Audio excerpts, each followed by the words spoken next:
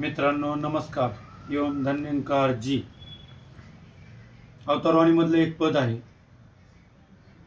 तिन्ही देवानी मिळून म्हणती सृष्टी सारी बनविली, ब्रह्म विष्णू महेश यांनी रचना सारी अशी केली. एक सृष्टीला बनवतोय, एक खाण्यापिण्याला देतोय आणि महेश हा मृत्यूलोकी पोचण्याचं काम करतो.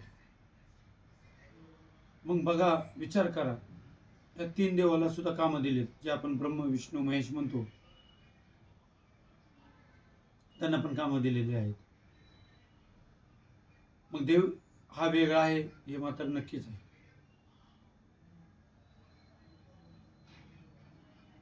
तीन देवानी मिळून म्हणते.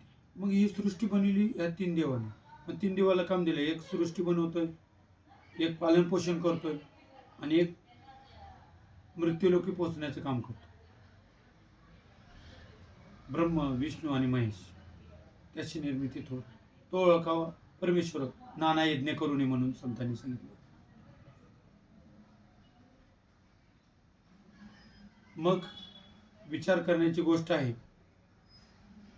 की आपण म्हणत होतो गुरु रे ब्रह्मा, गुरु रे विष्णू, गुरु रे देव महेश्वरा, गुरु हीच साक्षात परब्रह्म तस्मै श्री गुरु यांनी म्हणून जायचो. पण त्यातले अर्थ आपण कळून घेत नाही. देवाच्या आधी गुरुला महत्व. गुरु रे ब्रह्मा, गुरु रे विष्णू, गुरु देव महेश्वर, गुरु ही साक्षात परब्रह्म, गुरु हीच साक्षात परब्रह्म तस्मै श्री गुरु यांना. गुरु ही साक्षात परब्रह्म. आणि ही समज संत जनांनो फक्त सद्गुरूमुळे येते, तोपर्यंत समजच येत नाही. विचार करा, शबरी मातेचं एक उदाहरण आहे बघा. शबरी माता ही गौतम ऋषीच्या आश्रम मध्ये सेवा करत होती. आणि सेवा करत असताना गौतम ऋषीनं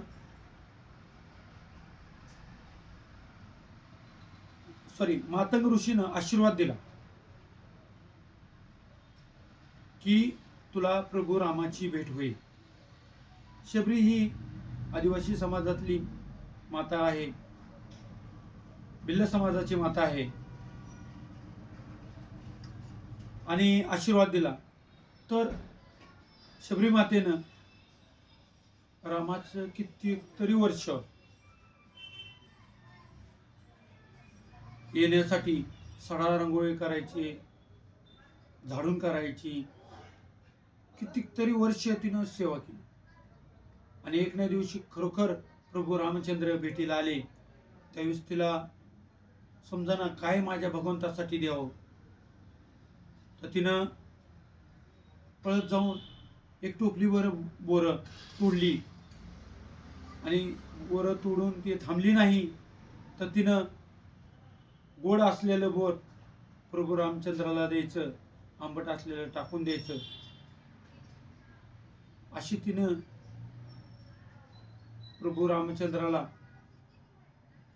गोड बोरं चालली आणि ती उष्टी बोरं प्रभू रामचंद्राने खाल्ली. मग किती देव फक्त भावाचा आणि भक्तीचा भुकेला आहे. तुमच्या नारळाचा नाही, निवदाचा नाही, काही नाही.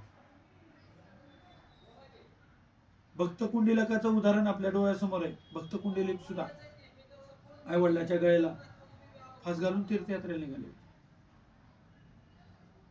मग विचार करा, ही भक्ती खरोखर थोर आहे.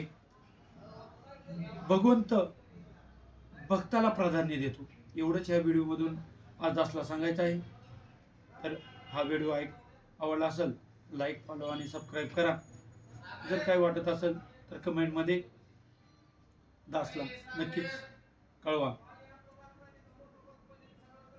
तर दास सर्वांना नमस्कार करतो आणि ओम धन्यंकार जी.